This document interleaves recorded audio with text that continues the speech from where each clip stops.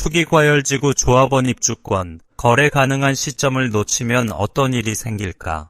잠실처럼 규제가 강한 지역에서는 나중에 정리하면 되겠지라는 생각이 가장 위험할 때가 있습니다. 같은 재건축 재개발이라도 양도 제한이 걸리는 시점이 다르고 예외가 인정되는 요건도 달라서 한번 판단이 틀리면 입주권이 아니라 현금 청산으로 흐를 수 있습니다. 실제 현장에서는 계약 당사자 모두가 선의였는데도 단계 하나를 착각해 결과가 크게 갈리는 사례가 반복됩니다. 이번 시간에는 언제부터 제한이 시작되는지, 예외는 무엇인지, 경매 공매에서 특히 무엇을 조심해야 하는지, 사업 지연 시 허용되는 규정은 어떻게 읽는지를 실무 관점에서 정리합니다. 끝까지 보시면 지금 내가 서 있는 단계에서 무엇을 확인해야 하는지가 한 번에 잡힙니다. 잠실처럼 규제가 강한 지역에서 양도 제한이 시작되는 순간이 다릅니다.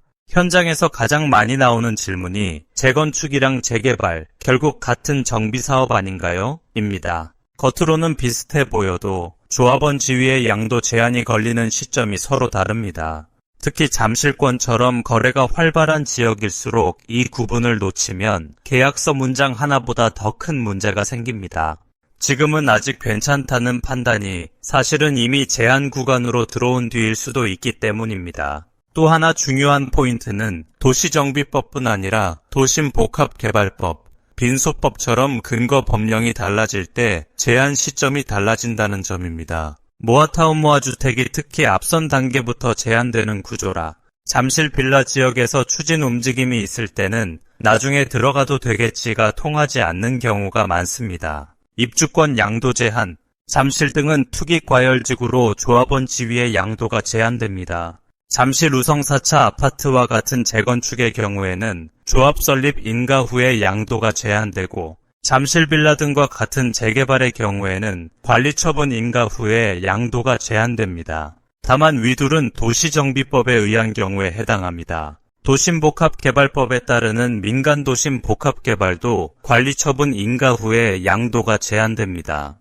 빈소법에 따르는 모아타운, 모아주택은 조합 설립 후에 양도가 제한됩니다. 여기서 보면 모아타운, 모아주택이 특이합니다. 즉 재건축이 아니라 재개발인데 제한금지 시점이 관리처분 단계보다 훨씬 앞인 조합 설립 후로 앞당겼다는 점입니다. 이는 투기 세력을 원천적으로 차단하려는 입법 의지가 보입니다. 현재 잠실 빌라 지역에서는 모아타운, 모아주택 추진 움직임이 있으니 투자를 하려면 조합 설립 이전까지 해야 조합원 지위를 받을 수 있습니다. 제한이 있어도 예외로 인정되는 사람이 따로 있습니다. 규제가 강하다고 해서 모든 경우가 막히는 것은 아닙니다. 제도는 투기성 수요를 걸러내는 동시에 장기간 보유거주한 실수요나 불가피한 권리 변동은 어느 정도 반영하려는 구조를 갖고 있습니다. 그래서 예외 사유를 있다 없다로만 보지 말고 어느 사업 유형에서 어떤 기간 요건이 붙는지를 따져야 합니다.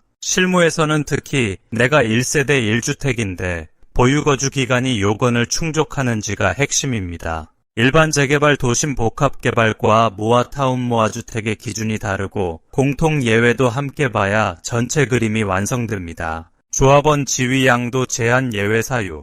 일반 재개발과 도심 복합개발은 1세대 1주택자가 10년 이상 소유하고 5년 이상 거주한 경우, 모아타운 모아주택은 1세대 1주택자가 5년 이상 소유하고 3년 이상 거주한 경우, 그 외 공통적으로 상속이혼으로 받은 경우, 해외 이주 또는 2년 이상 해외 체류, 경매 공매 등의 경우가 있습니다. 경매 공매는 낙찰받으면 끝이 아니라 신청 주체를 잘 봐야 합니다. 경매 공매는 언뜻 보면 공적 절차이니 안전하다고 느끼기 쉽습니다.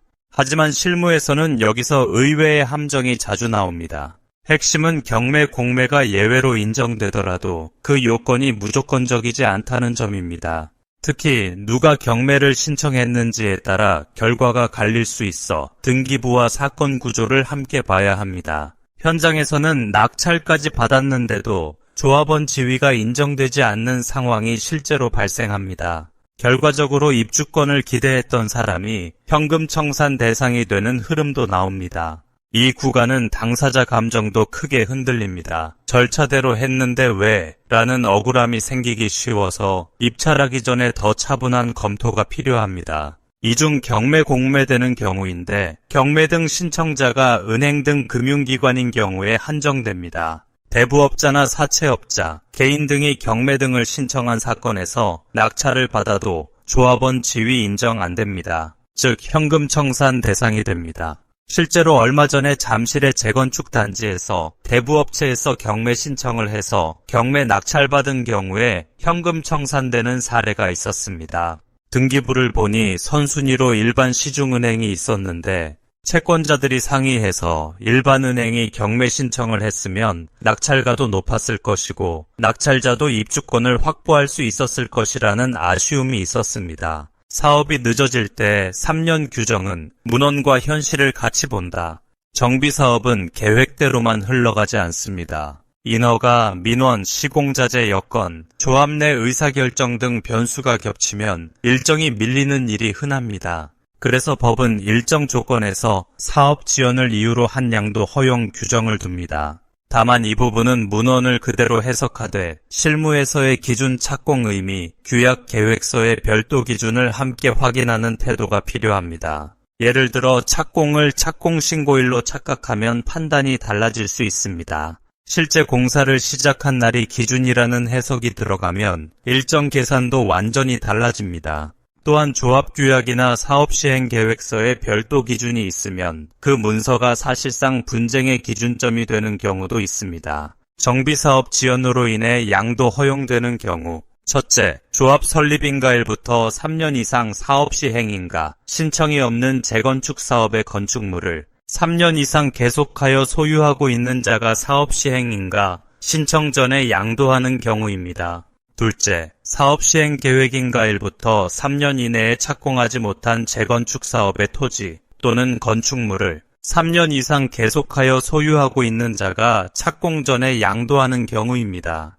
예를 들어 잠실 루성 4차의 경우 23년 8월 31일에 사업시행인가를 받고 25년 12월 31일에 관리처분인가를 받았으나 아직 이주 및 착공은 안 된 상태입니다. 위 법을 문헌대로 해석하면 26년 8월 31일까지 착공하지 못하면 양도인이 3년 이상 소유했으면 착공 전에 양도할 수 있습니다. 그리고 착공의 의미는 실제로 공사를 시작한 날이며 착공 신고일이나 착공 허가일이 아니라고 합니다. 다만 조합규약이나 사업시행계획서에 다른 기준이 있는지는 확인할 필요가 있습니다. 셋째, 착공일부터 3년 이상 준공되지 않은 재개발사업, 재건축사업의 토지를 3년 이상 계속하여 소유하고 있는 경우입니다. 이 부분도 잠실 루성 4차가 공사기간이 4년이라고 했으니 착공 후 3년 이상 경과 시점에 양도가 가능하다고 해석됩니다. 마찬가지로 조합규약이나 사업시행계획서에 다른 기준이 있는지는 확인할 필요가 있습니다. 실무 체크리스트, 계약 전 이 5가지만은 먼저 확인. 첫째, 사업 유형이 무엇인지 도시정비법, 도심복합개발법, 빈소법.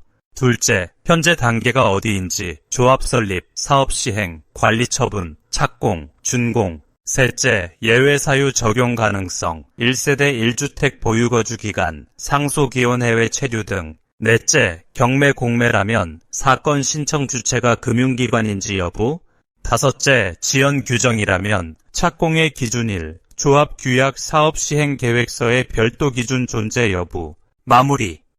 잠실처럼 규제가 강한 곳에서의 핵심은 될 것 같다가 아니라 단계와 요건을 정확히 대조하는 것입니다. 오늘 정리한 포인트는 결국 하나로 모입니다. 투기과열지구 조합원 입주권은 권리 자체보다 시점과 여해 요건이 결과를 좌우합니다. 현장에서 불안했던 지점이 조금이라도 정리되었길 바랍니다. 이상 끝까지 시청해 주셔서 감사합니다.